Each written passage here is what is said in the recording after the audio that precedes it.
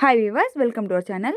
இந்த வீடியோவில் நம்ம என்ன பார்க்க போகிறோம் அப்படின்னா, நீங்கள் எல்லாருமே பார்த்தீங்கன்னா ரேஷன் ஷாப்க்கு இன்டர்வியூ அட்டென்ட் பண்ண போகிறீங்க. ஸோ இந்த வீடியோவில் இதுக்கு முன்னாடி எந்த மாதிரிலாம் இன்டர்வியூ கொஷின்ஸ் கேட்டிருந்தாங்க அப்படின்றது தான் நம்ம டீட்டெயில்டாக பார்க்க போகிறோம். அண்ட் அதுக்கு முன்னாடி மறக்காமல் நம்ம சேனலை சப்ஸ்கிரைப் பண்ணி வச்சுக்கோங்க. அண்ட் மெட்டீரியல்ஸ் வேணுன்றவங்க கீழே டிஸ்பிளே ஆகிட்டு இருக்க வாட்ஸ்அப் நம்பரை காண்டாக்ட் பண்ணுங்கள். சரி வாங்க வியூவர்ஸ், கொஷின்ஸை பார்க்கலாம். நம்ம லாஸ்ட் வீடியோவில் சில செட் ஆஃப் கொஷின்ஸ் பார்த்தோம். இன்றைக்கி வீடியோவில் மீதி இருக்க கொஷின்ஸ் தான் நம்ம பார்க்க போகிறோம். வாங்க பார்க்கலாம்.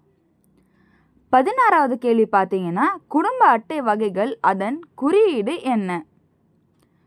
முதலாவது PHH ரேஷன் கார்டு மீனிங்.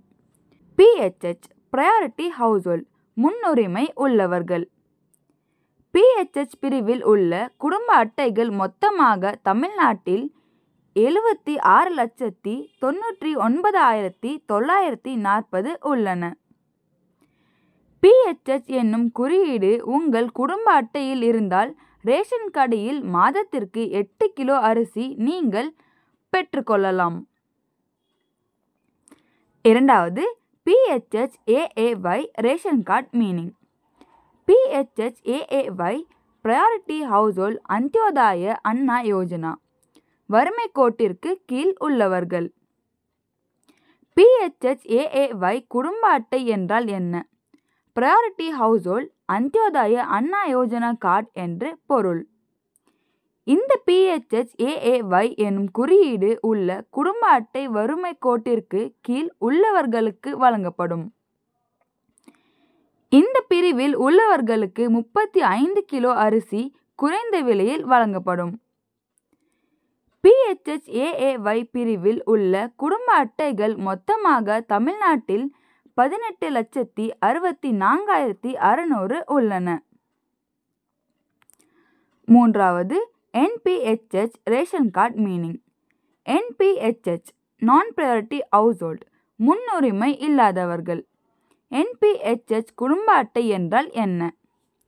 நான் ப்ரையாரிட்டி ஹவுஸ்ஹோல்ட் என்று பொருள். NPHH எனும் குறியீடு உங்கள் குடும்ப அட்டையில் இருந்தால் ரேஷன் கடையில் அரிசி உட்பட சர்க்கரை மற்றும் அனைத்து பொருட்களும் வாங்க முடியும். NPHH பிரிவில் உள்ள குடும்ப அட்டைகள் மொத்தமாக தமிழ்நாட்டில் 90,08,842 உள்ளன. நான்காவது NPHH ration card meaning. NPHH எனும் குறியீடு உங்கள் குடும்ப அட்டையில் இருந்தால் ரேஷன் கடையில் அரிசியை தவிர்த்து மற்ற அனைத்து பொருட்களும் வாங்கலாம். NPHH பிரிவில் உள்ள குடும்ப அட்டைகள் மொத்தமாக தமிழ்நாட்டில் 10,01,605 உள்ளன. ஐந்தாவது NPHH NC ration card meaning. NPHH NC எனும் குறியீடு உங்களுடைய குடும்ப அட்டையில் இருந்தால் நீங்கள் நியாய விலை கடையில் எந்த ஒரு பொருளும் வாங்க இயலாது. குடும்ப அட்டையை நீங்கள் ஏதோ ஒன்றிற்காக அடையாளத்திற்கோ அல்லது முகவரி சான்றாகவோ மட்டுமே வைத்து கொள்ள முடியும். 17வது கேள்வி, நியாய விலை கடையில் கொடுக்கப்படும் பொருட்கள் மற்றும் அவற்றின் விலை பற்றி சொல்க. வரிசை எண் 1, ரேஷன் பொருள் அரிசி. விலை இலவசமாக வழங்கப்படுகிறது.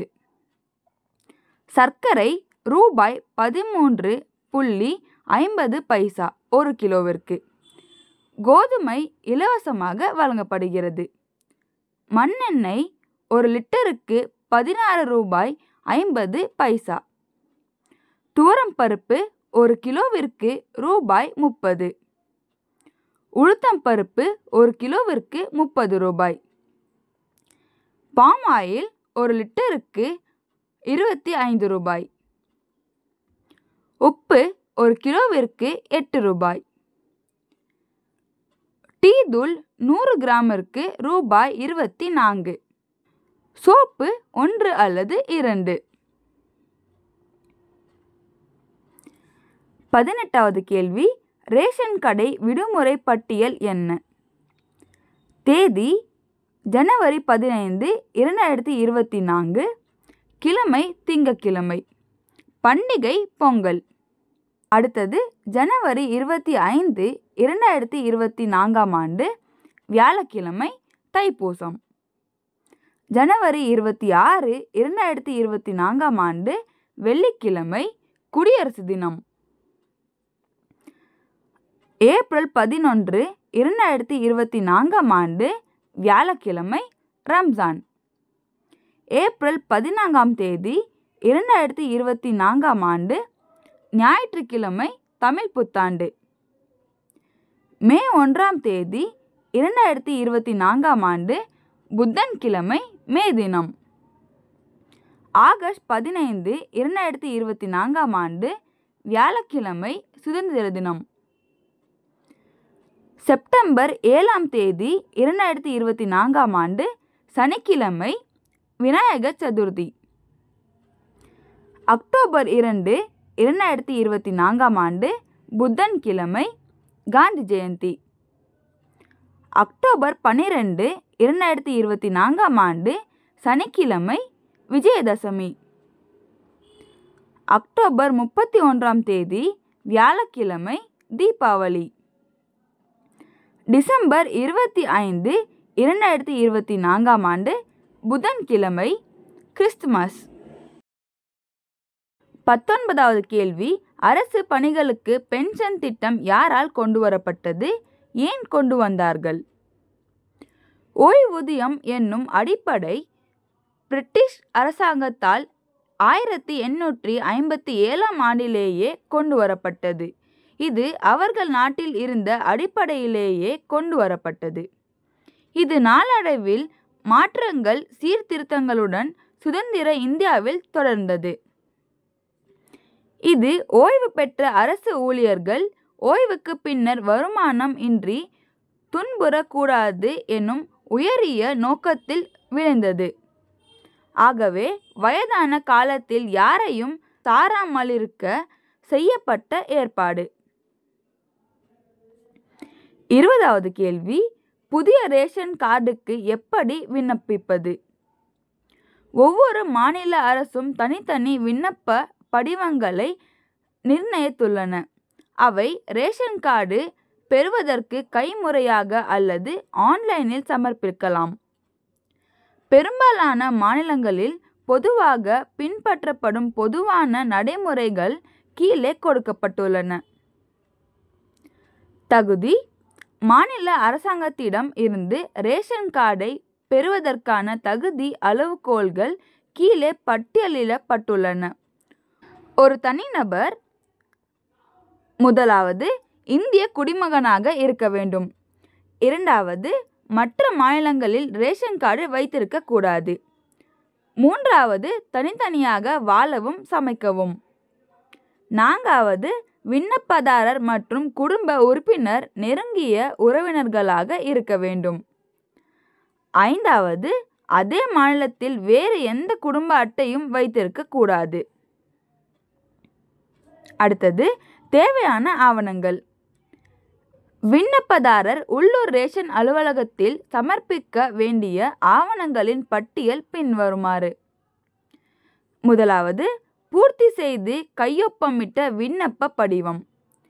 இரண்டாவது, விண்ணப்பதாரரின் ஆதாரம் பின்வருவனவற்றில் ஏதேனும் இருக்கலாம். தேர்தல் புகைப்பட அடையாள அட்டை, ஓட்டுநர் உரிமம் அல்லது பாஸ்போர்ட், வேறு ஏதேனும் அரசு வழங்கிய அடையாள அட்டை. அடுத்தது, விண்ணப்பதாரரின் தற்போதைய இருப்பிட சான்று சமர்ப்பிக்கப்பட வேண்டும். அது பின்வரும் ஆவணங்களில் ஏதேனும் இருக்கலாம். மின் கட்டணம், தொலைபேசி கட்டணம், வங்கி பாஸ் புத்தகம், வாடகை ஒப்பந்தம் அல்லது வாடகை செலுத்திய ரசீது, குடும்ப தலைவரின் புகைப்படம். அடுத்தது, விண்ணப்பதாரரின் ஆண்டு வருமானம் பற்றிய விவரங்கள். அடுத்தது, பழைய ரத்து செய்யப்பட்ட அல்லது சரணடைந்த ரேஷன் கார்டு ஏதேனும் இருந்தால். விண்ணப்பதாரர் விண்ணப்ப படிவத்துடன் குறைந்தபட்ச அடிப்படை கட்டணத்தை செலுத்த வேண்டும். விண்ணப்பம் சமர்ப்பிக்கப்பட்டதும் கோப்புகளை சரிபார்ப்புக்கு அனுப்பப்படும். சரிபார்ப்புக்கு பொறுப்பான அதிகாரி மேலும் செயலாக்கத்திற்காக விண்ணப்பதாரர் சமர்ப்பித்த விவரங்களை ஆய்வு செய்து சான்றளிக்க வேண்டும்.